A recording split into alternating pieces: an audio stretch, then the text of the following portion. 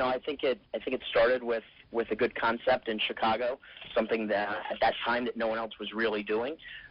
We opened our very first store in Arlington Heights, Illinois, and from that point forward, we've just continued with a strong focus on customer service and really promoting and building our brand. We've been fortunate and have been able to hire some great employees over the last couple of years that have enabled us to continue to grow and remain profitable. Now, how does the recession, or at the aftermath of the recession, with people looking for extra cash, soaring gold prices, a vacant commercial real estate market, how does that accommodate your business? Yeah, I think it's kind of the perfect macroeconomic storm. Certainly all of those factors have enabled us to buy gold from the public. We're able to pay a very high price, based on what gold is. And I think in general, the market's perception of the value of a small amount of gold is much less than the actual market value of that gold. And as long as that continues to be the case, we've got a very strong business model. And what do you mean by that? Sure. So, we have people come in all the time that will bring in a ring or a ring and a necklace, and, we'll tell them that it's worth several $100s, and, they'll come out and say, wow, I thought it was only going to be worth, $40 or $50. So that's really what I mean when I say that the public's perception of a small amount of gold is less than the market value of that gold. So walk me through the business plan and how you get from spare earrings to your profit. Sure. So, when customers bring in gold, it's not in a sellable form. It's typically, earrings or a broken chain, etc. Well, that's not the form in which gold is sold in at the end of the day.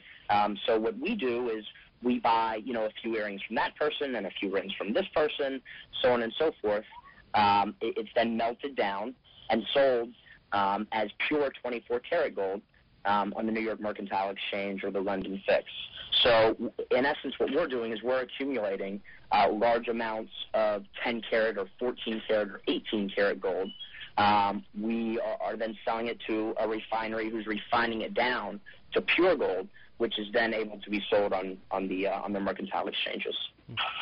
And there's also been some political backlash to this, with a lot of these types of stores sprouting up now with gold so high. Towns and communities imposing moratoriums on these types of stores. How has that affected your business?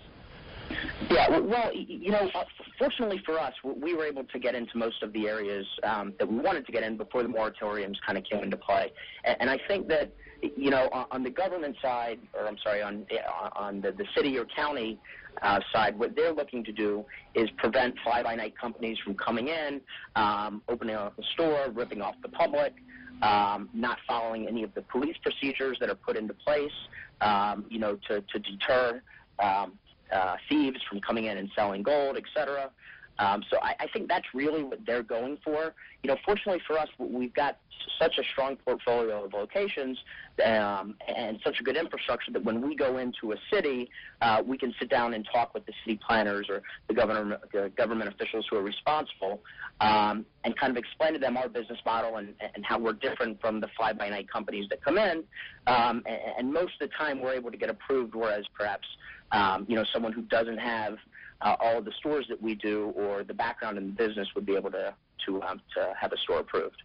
So I think that just kind of our size and our brand enable us to get into certain cities where companies can't. And so with that strategy, trying to build a national brand, you've hired Robin Leach as a spokesman. How much does a brand actually matter in a business like this?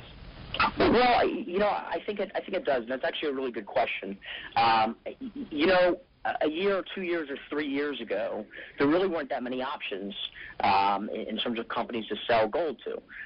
You had Cash for Gold at the national level who did lots of advertising, and their model kind of worked because, there weren't brick-and-mortar locations in most cities. As the business has progressed, you see many more brick-and-mortar locations in cities. So, the more competition there is, the more that customers shop and, are more concerned about, how reputable a company is, et cetera. So I think that as high gold prices continue and as this business model evolves, that'll continue to be the case. So, in our minds, it's important to have a brand that's recognized and, trusted, and we feel that, the hundreds of thousands of transactions that we've done so far, certainly speak to, the level of commitment that we have to being that brand. Mm-hmm. And that's if gold price continues to stay high. You've set up a lot of overhead costs with this business.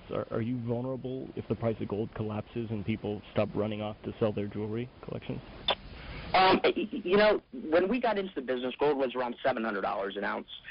Today, gold is approaching $1,700 an ounce. So, certainly we feel like we're far away from that happening. On our end, what we've done is kind of diversify our product mix, and, we've started to get into buying diamonds and watches and pocket watches and paper currency and all kinds of other products. Just in case that were to happen. But, certainly we don't feel like we're anywhere close to seeing $300 or $400 gold again, at which point that would be a concern. Right. And is there any sort of thinking about taking this company public or what an end game would be? We really haven't gotten that far yet. We haven't had the need to raise additional capital.